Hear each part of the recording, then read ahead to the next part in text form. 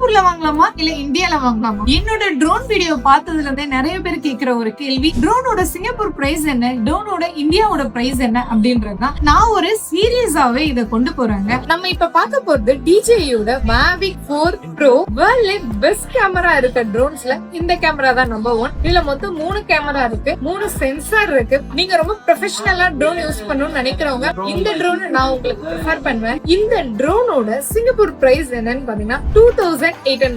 அதை நம்ம இங்க இந்தியாவுக்கு கன்வெர்ட் பண்ணும்போது 2,02,000 ரூபீஸ்ங்க.